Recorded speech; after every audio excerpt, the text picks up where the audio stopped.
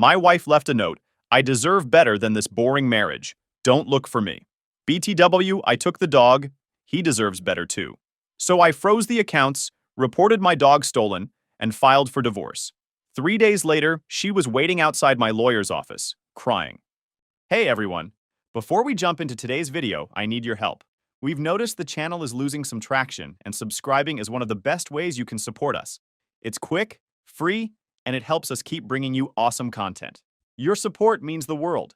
Let's keep this channel growing together. Thanks so much. Now let's start the video. All right, Reddit.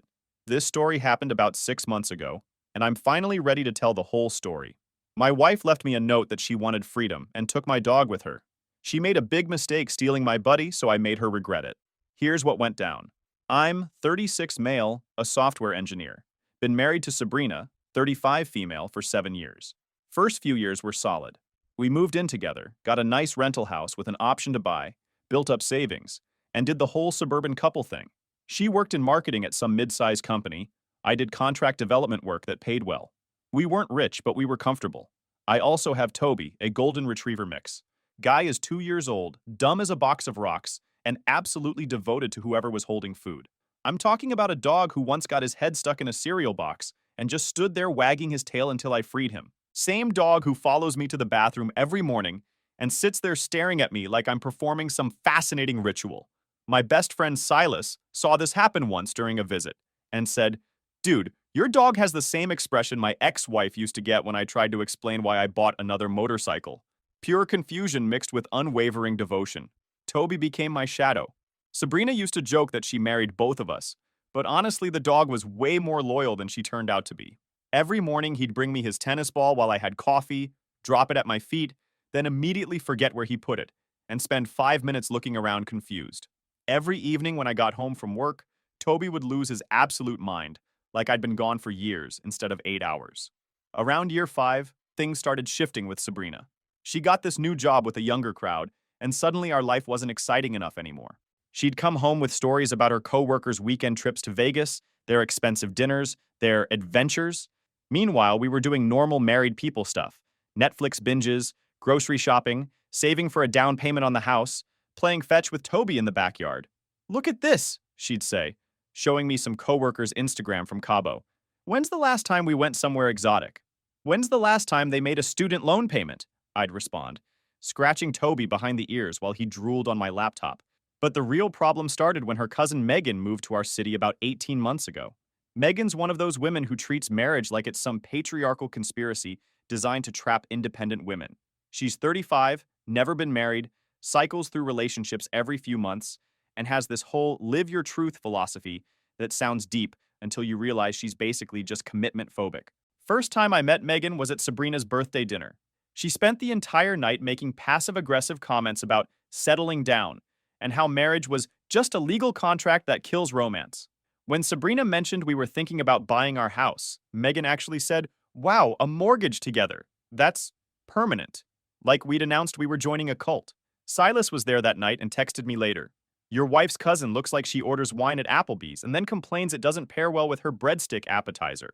Toby, being the social butterfly he is, immediately loved Megan and kept trying to put his head in her lap during dinner. She kept pushing him away, saying she was allergic to pet dander, which should have been my first clue she was full of shit about everything. I pulled Sabrina aside later and told her Megan was poison. "She's projecting her own issues onto your life. Don't let her mess with your head." Sabrina got defensive immediately. "She's not messing with my head, Nathan. She's just pointing out that maybe we've gotten too comfortable. Maybe we've stopped growing." Growing into what? Debt from expensive vacations we can't afford? See, this is what she means. You're so focused on being practical that you've forgotten how to live. That fight lasted 3 days. Should have been a red flag, but I figured every marriage goes through rough patches. When I told Silas about the fight, he said, "Let me get this straight. Your wife's mad at you for being financially responsible and planning for the future? What's next? She gonna be pissed you remembered to feed the dog. Nathan's so boring. He keeps our pet alive instead of letting him figure out his own authentic hunger journey." Over the next year, Megan became Sabrina's constant companion. Girls' nights became weekly events where Sabrina would come home tipsy and philosophical about life paths and authentic living. She started criticizing everything about our routine. Our Friday movie nights were predictable. Our weekend hiking was boring. Even walking Toby became a chore she complained about instead of the relaxing evening routine it used to be. The criticism got more frequent and more pointed. I was risk-averse. Our relationship was stagnant. I was holding her back from experiencing life. Even Toby caught some heat. Apparently having a dog was just another sign of our conventional lifestyle that was keeping her trapped in domesticity. February 15th. I remember the date because it was the day after Valentine's Day, which we'd spent having dinner at home and watching a movie. Normal, comfortable, apparently soul-crushing according to Sabrina's new worldview. Toby had spent the evening stealing popcorn kernels off the floor and trying to fit his entire head in the bowl. I came home from a client meeting around 6 p.m. to find the house empty and quiet. Sabrina's car was gone, which wasn't unusual, but something felt off. The silence was different, heavier, more permanent, and wrong. It took me a few seconds to realize what was missing. No clicking of dog nails on the hardwood, no excited barking at my car pulling into the driveway, no furry torpedo launching himself at my legs the moment I walked through the door. Toby wasn't there. I walked into the kitchen and there it was. A folded piece of paper sitting on our granite countertop, held down by her house key. I opened the note and read the most disrespectful 4 sentences of my entire marriage. I'm done pretending this life makes me happy. I deserve better than boring stability and Netflix marathons. I'm taking time to figure out who I really am without you holding me back. Don't bother looking for me. I'll contact you when I'm ready. Also, I took Toby. He deserves better. I stood there rereading those words, feeling something cold settle in my chest. The coffee maker was still warm. She'd made her morning pot before orchestrating her dramatic exit. Half her closet was empty. My wife had apparently decided I was the villain in her personal empowerment story, and she'd kidnapped my dog.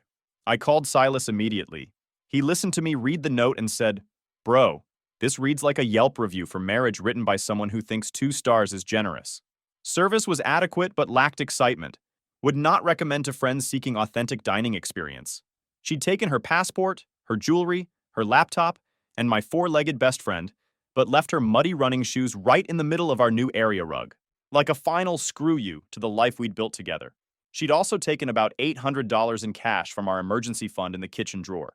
Money I'd saved for actual emergencies, not identity crises. But taking Toby? That was pure spite. She'd been complaining about him for months, calling him needy, and another responsibility tying her down. Now suddenly he was important enough to steal? I called her phone, straight to voicemail. Her message was different too. "Hi, you've reached Sabrina.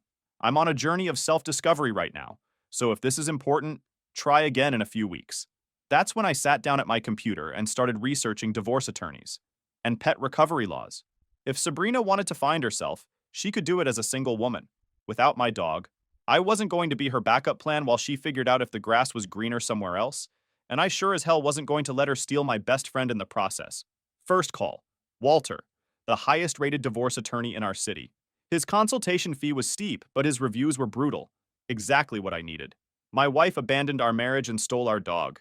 I told him during the initial consultation. Was the dog purchased during the marriage? Adopted. Both our names are on the paperwork, but I paid the fees, and I'm the one listed as primary on all the vet records. Walter smiled. Not a nice smile. Pet theft during marital abandonment. That's going to be expensive for her. Second call. My bank. Hi, I need to report suspicious activity on my accounts. My debit card may have been compromised. Not technically a lie since my marriage had definitely been compromised. They froze our joint checking and savings immediately, pending an in-person visit to verify my identity. Good thing I'd maintained my own account that Sabrina didn't know about. A small emergency fund I'd been building since we got married. Call it paranoia, but it was about to become my lifeline. Third move, I called our vet and reported Toby as stolen. Dr. Martin had been seeing Toby since we adopted him and knew exactly who the dog belonged to. I need documentation that I'm his primary caretaker for legal purposes, I explained. Absolutely. That dog is bonded to you, not her. I'll prepare a statement about his care history and behavioral attachment. Fourth move, I packed for the solo hiking trip I'd been planning for months. Sabrina had always refused to come, saying it sounded mind-numbingly boring. Toby usually came with me on shorter hikes, and I felt his absence like a missing limb. I took one last look around our house. My house now, legally speaking, since she'd abandoned it, and headed for the mountains. If Sabrina wanted space, I'd give her all the space in the world. Just not the kind she was expecting, and definitely not with my dog. 2 weeks in the Cascades was exactly what I needed, even though every trail reminded me of Toby. No cell service for the first few days, just me and some serious elevation gain. I'm talking 12-hour hiking days with a full pack, sleeping in my tent, eating trail mix and instant noodles, like I was training for some survival show. It felt good to push my body and not think about anything except putting one foot in front of the other. No Sabrina criticizing our boring routine.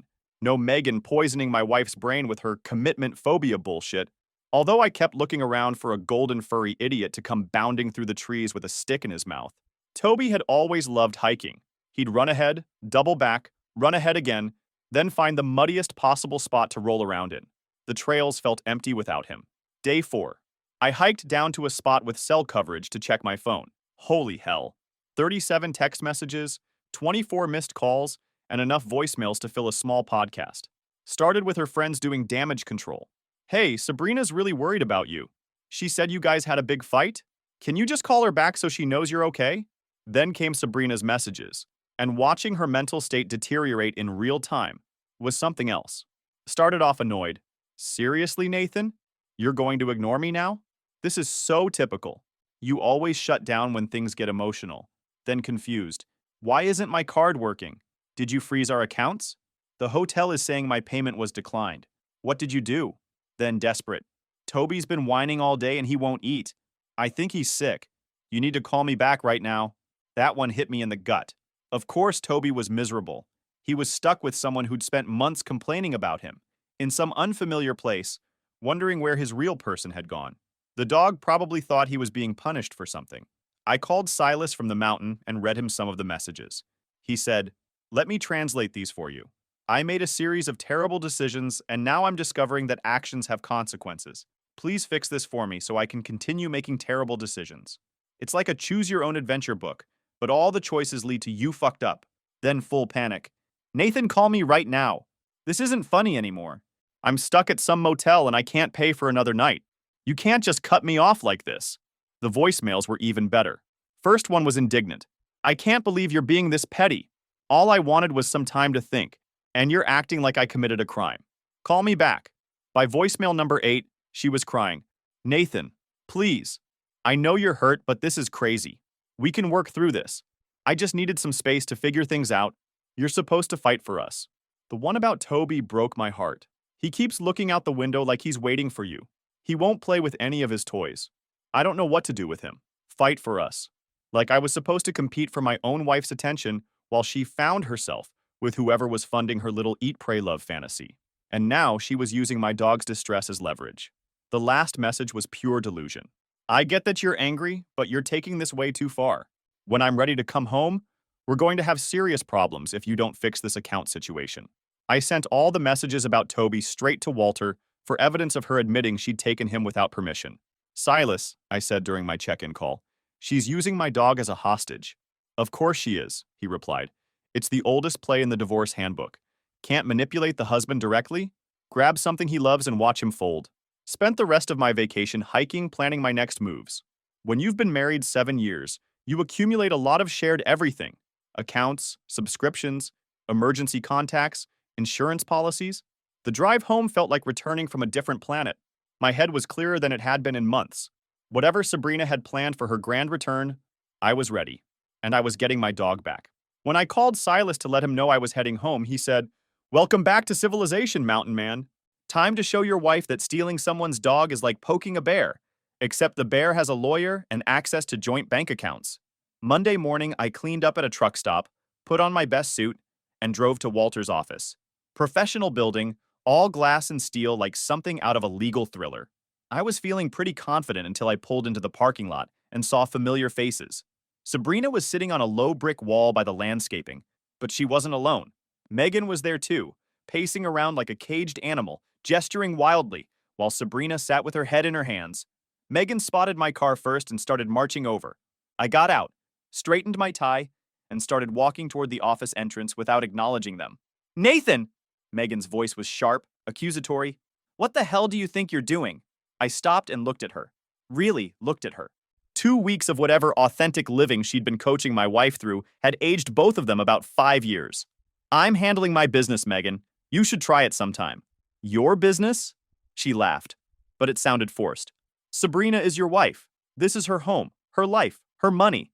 You can't just freeze her out because she needed some space. Well, I did. He's not just your dog, Sabrina said, stepping around Megan like she was using her as a human shield. We adopted him together. His name is on both our documents. Primary caretaker rights say otherwise. I paid his adoption fees, his vet bills, his food, his training. You've been complaining about him being a burden for months.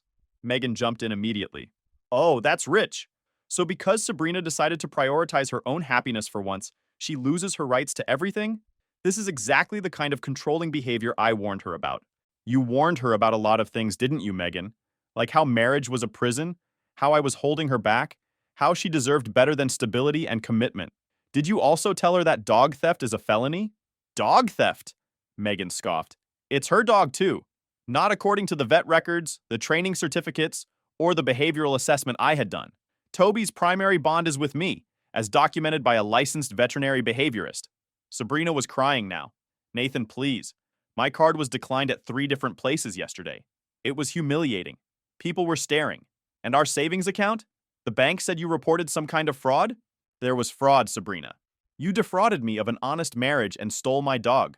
This wasn't supposed to happen like this, Sabrina continued. I just needed time to think, to figure out what I wanted. You were supposed to wait for me. And Toby? He's been so sad. He won't eat properly. He keeps looking for you. You stole my dog, Sabrina. I didn't steal him. He's mine too. Then why didn't you bring him? Dogs don't lie. He knows who his real person is. I started walking toward the glass doors. Bring him to me, or I'll add pet theft and animal cruelty to the divorce filing. You can't divorce me! Sabrina's voice cracked with panic. We have to go to counseling. We have to work on this. You don't just blow up 7 years because I made one mistake. I turned back one last time. You didn't make a mistake, Sabrina. You made a choice. Multiple choices. Over several months. While lying to my face about it. Bring me my dog, or you'll regret it. The last thing I heard before the doors closed was Megan screaming something about toxic masculinity and financial abuse. Sabrina was sobbing my name like a question, this dawning horror in her voice as she realized her backup plan wasn't going to work. Walter's office was exactly what you'd want in a divorce attorney's space. Expensive furniture, law books, framed degrees, the works.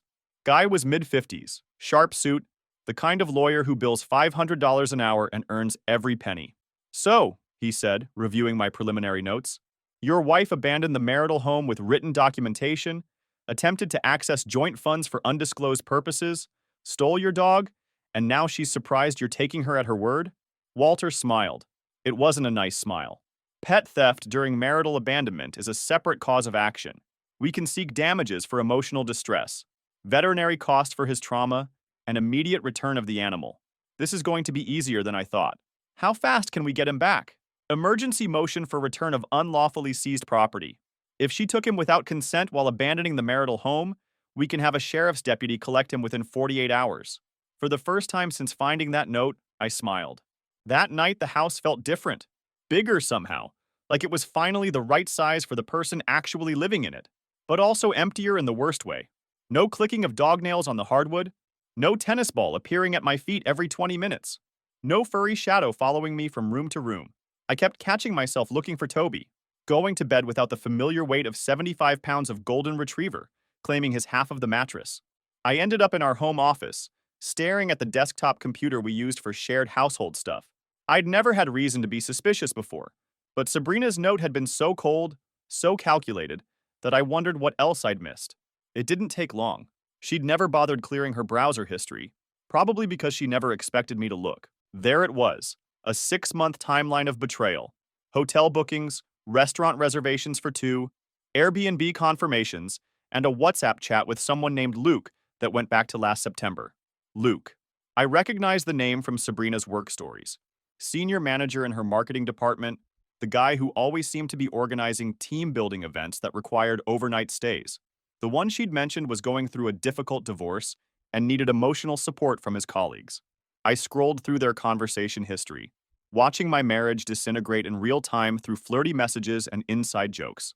Early conversations were work-focused, then gradually became more personal. By November, they were making plans for lunch dates. By December, they were exchanging photos. By January, they were discussing their situation and how complicated things were.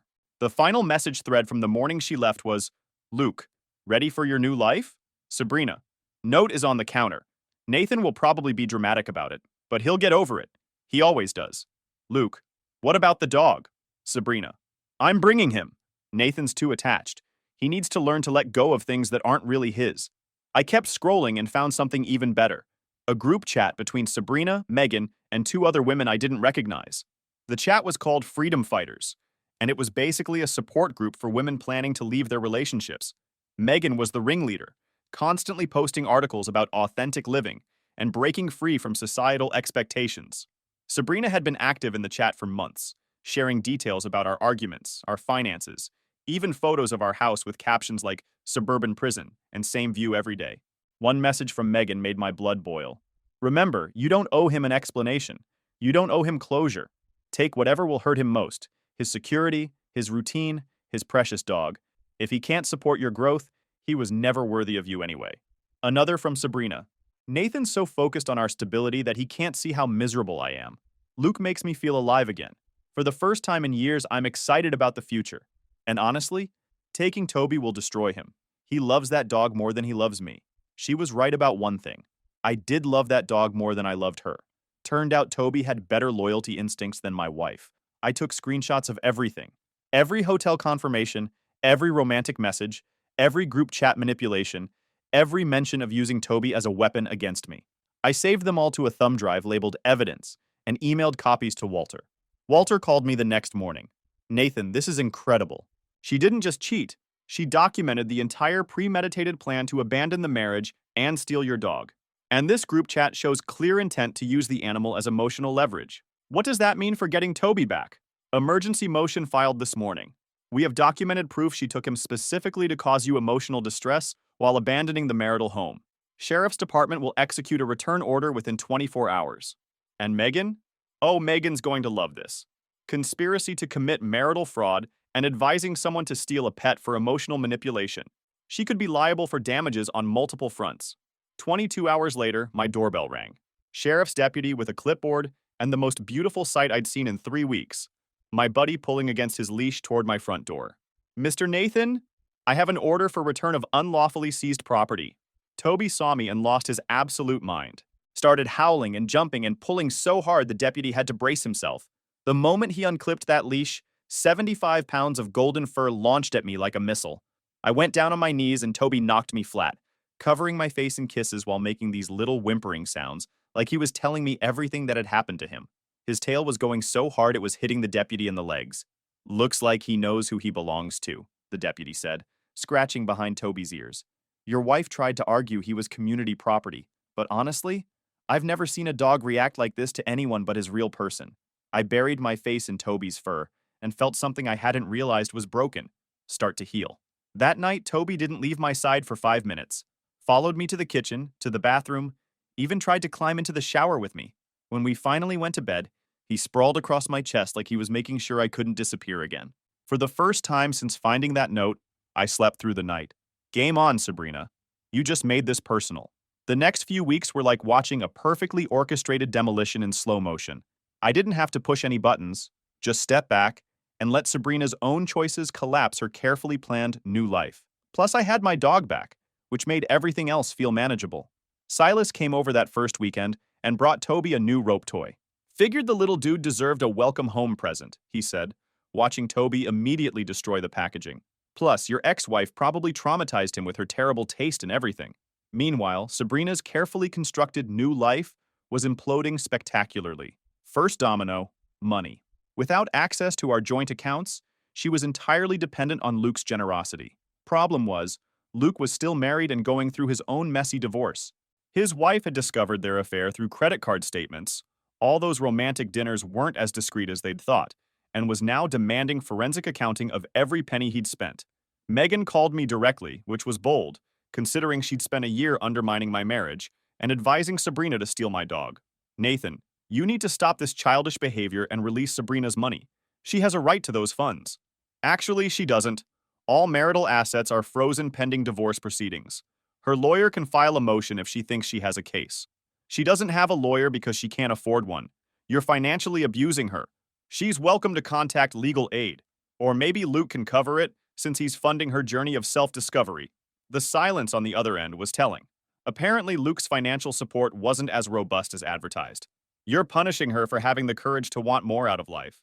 I'm respecting her choice to leave our boring marriage. She's free now just like she wanted. Megan exploded. You're a vindictive asshole, Nathan. Sabrina made one mistake. She tried to find happiness, and you're destroying her life over it. I have 6 months of WhatsApp messages that say otherwise, plus your little Freedom Fighters group chat where you all planned this whole thing, including using my dog as emotional leverage. The line went dead. Apparently, Megan didn't know I'd found their conspiracy group. Second domino, social consequences. Sabrina and Luke's relationship was now public knowledge at her workplace, and it wasn't playing well with management.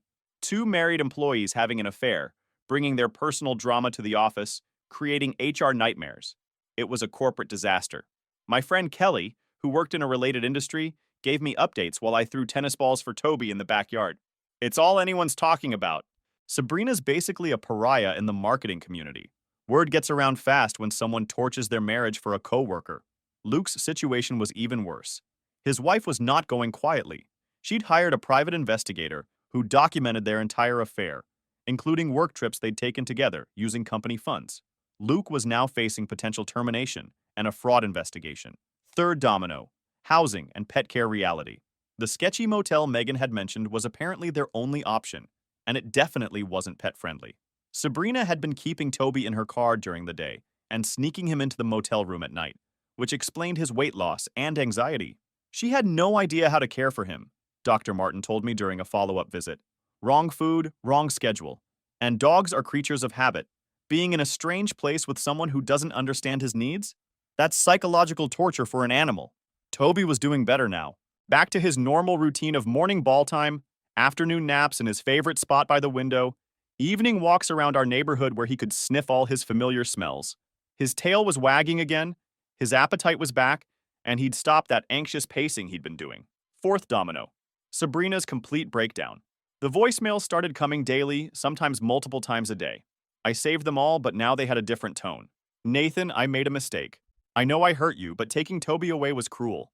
Then, I don't understand why you're doing this to me. All I wanted was to figure out who I really am. Isn't that what people are supposed to do? Isn't that healthy? And Toby belongs with both of us. Then, the Nathan I married wouldn't leave me stranded like this. And he wouldn't use our dog to hurt me. And finally, you know what? Fine. If this is how you want to play it, I'll get a lawyer. I'll fight for what's mine. You can't just erase 7 years because you're having an ego problem. I forwarded all the voicemails to Walter with a note. Exhibit C, mental state deterioration and admission of dog theft. The breaking point came when she showed up at my workplace. I was leaving the office around 6 p.m. when I saw her sitting in her car in the parking lot. She looked terrible, like she'd been living in that car for days. She got out when she saw me, moving like someone who hadn't slept in a week. Nathan, please, just 5 minutes. That's all I'm asking. You should be talking to your lawyer, Sabrina. I can't afford a lawyer. Luke can't help me right now because his wife is being vindictive. Megan says I should fight this, but I don't know how. I don't know what I'm doing. She started crying right there in the parking lot. Ugly, desperate sobs that made people stare. I just wanted to be happy. I just wanted to feel alive again. Was that so wrong? And now I've lost everything. Even Toby hates me. He just knows who takes care of him. His marriage was over. He told me they were just staying together for financial reasons. I thought we were both just trapped in situations that weren't working. What did you think was going to happen, Sabrina? That I'd just wait around while you figured out if you wanted to be married to me or someone else? I thought you'd fight for us. The words came out like a wail. I thought you'd realize what you were losing and fight to get me back. I thought you cared enough to try. And there it was, the final piece of entitled delusion. She'd wanted me to compete for her attention, to prove my love by pursuing her while she played house with Luke. In her mind, I was supposed to be the safety net she could fall back on if her affair didn't work out. I did fight for us, Sabrina. I fought for us every day for 7 years. You just confused fighting with begging.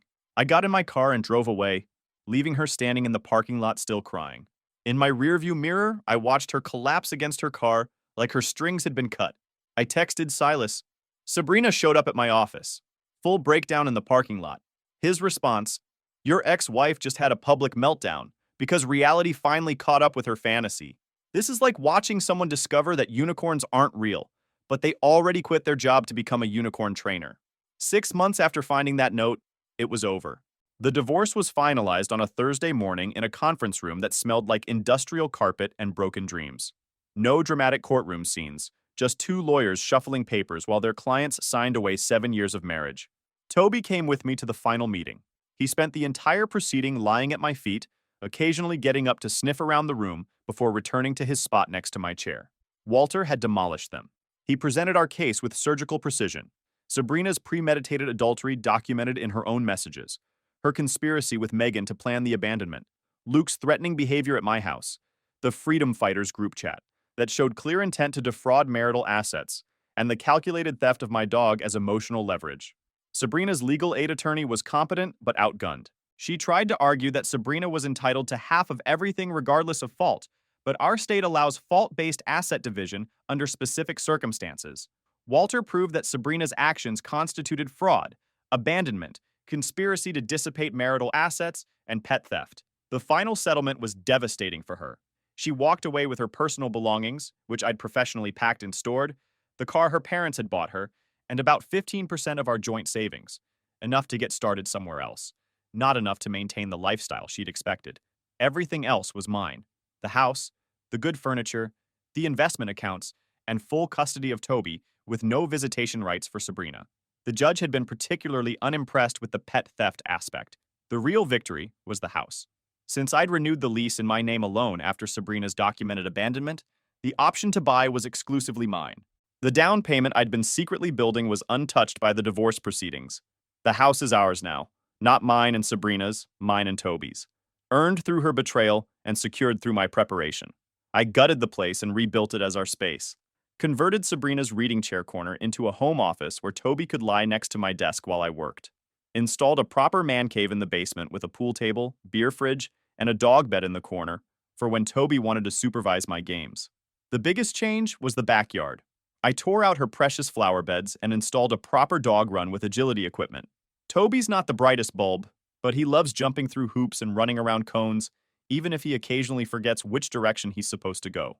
The aftermath for Sabrina and Luke was exactly what karma ordered. They lasted about 4 months after the divorce was finalized.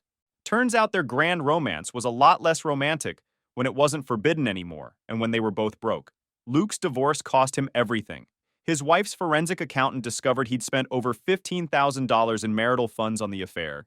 He ended up losing his house, half his retirement, and his job when the company fired him for misusing corporate travel funds.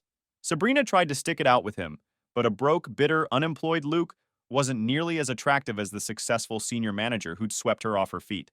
When the money ran out, so did the passion. Sabrina got her freedom. She got her chance to find herself. She discovered who she really was when the safety net was gone and the consequences were real. Turns out she was someone who'd rather have boring stability than authentic poverty. Someone who'd rather have a predictable husband than an unreliable boyfriend. But by then, it was too late. Toby and I had moved on, built something better, and learned to appreciate the sound of a house that's truly ours. Silas summed it up perfectly the other day. Your ex-wife thought she was trading up from a Honda Civic to a Lamborghini, but it turned out to be a rental car with no insurance and a gas tank full of regret. Meanwhile, you kept the Honda, paid it off, and now it runs better than ever. Sometimes the best revenge really is living well. Game over. We won.